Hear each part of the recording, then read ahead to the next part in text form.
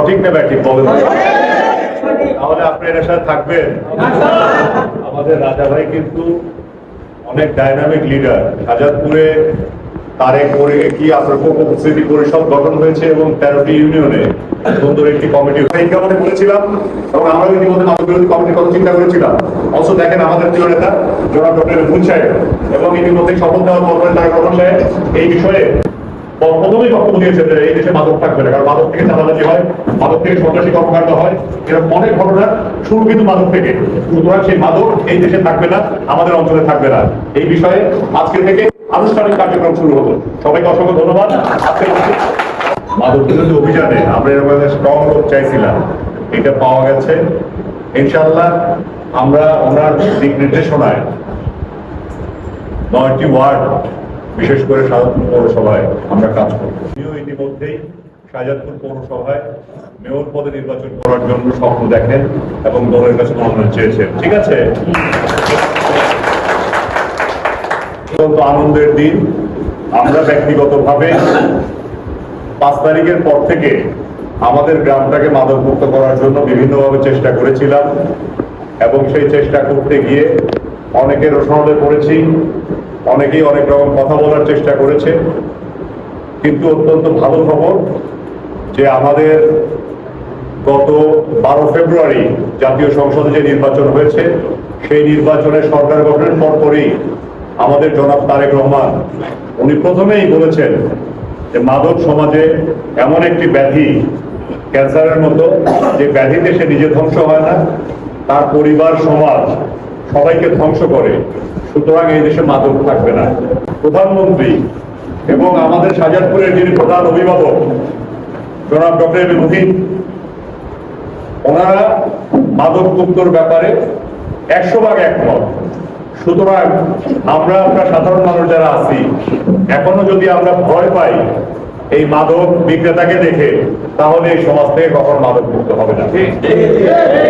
সুতরাং আজকে আমরা একজন মানুষ পেয়েছি যে ব্যক্তিকে সহযোগিতা করলে মাদক মুক্ত করা সম্ভব হবে এবং ভয়ের কোনো কারণ নাই।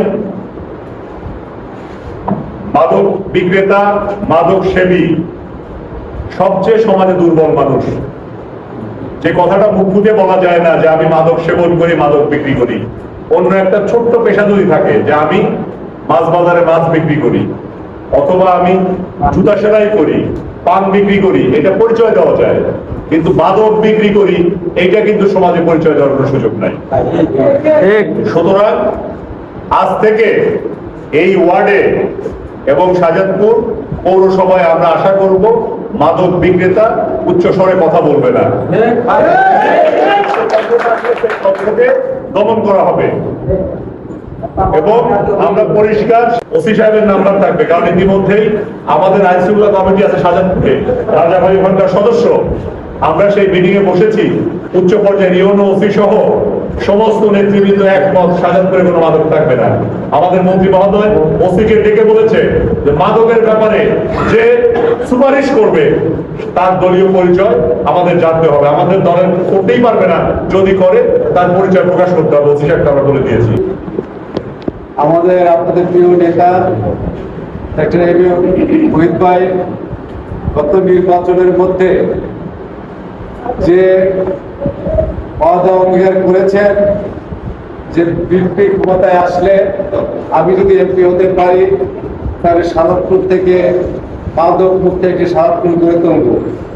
সেই হিসাবেই উনি আমাদের প্রধানমন্ত্রী তারেক রহমানের সঙ্গে আলোচনা করে সারা বাংলাদেশের ন্যায় শাহজাদপুরে উনি যে আদেশ দিয়েছেন, সেই আদেশের প্রেক্ষিতে আমরা গত কয়েকদিন আগে আপনাদেরই প্রিয় সন্তান আমাদের সাবেক সাধারণ সম্পাদক উপজেলা বিএনপি এবং সভাপতি পৌর বিএনপি নওশাদ সহ আমরা কয়েকজন বসে আমাকে এই মাদক বিরোধী অভিযানের দায়িত্ব দেওয়া হয়েছে। তো আমরা চাচ্ছি যে আমরা প্রত্যেকটা ওয়ার্ড থেকে যারা আমাদের নেতৃবৃন্দ আছেন তাদেরকে এই কমিটিতে আমরা ইনক্লুড করব এবং প্রত্যেকটা ওয়ার্ডে একটি করে কমিটি হবে। সেই কমিটি ভালো লোক দিয়ে, দলীয় কিছু লোক দিয়ে যুব দল আছে, মূল দল আছে, ছাত্র দল আছে, অংশগ্রহণের কিছু লোকজন, ভালো লোকজন দিয়ে যারা রিসার্চ মানে মাদকের সাথে সম্পৃক্ত না, ঠিক সেই সব লোক দিয়ে আমরা প্রত্যেকটা ওয়ার্ডে একটি কমিটি করব। এটা আমাদের আজকের থেকে শুরু হবে আপনাদের 9 নম্বর ওয়ার্ড দিয়ে।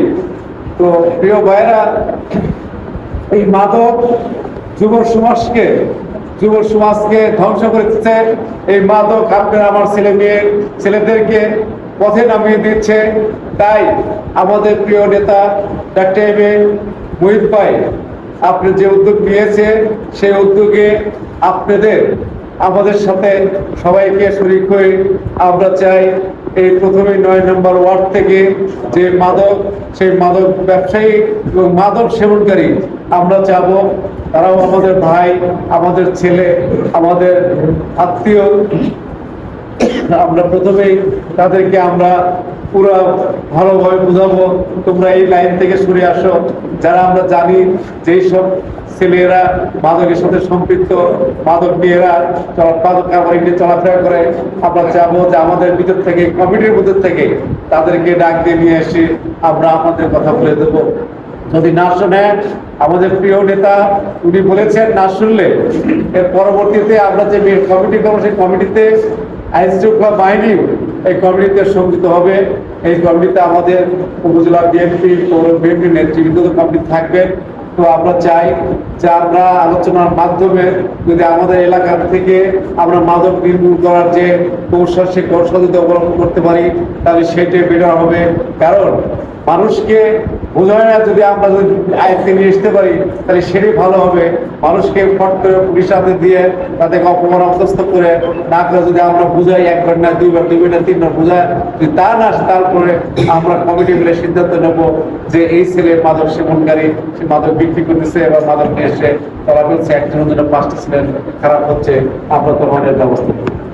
তো প্রিয় ভাইরা, আপনাদের কৃতি সন্তান আমাদের উপজেলা বিএনপির সাবেক সাধারণ সম্পাদক, বর্তমান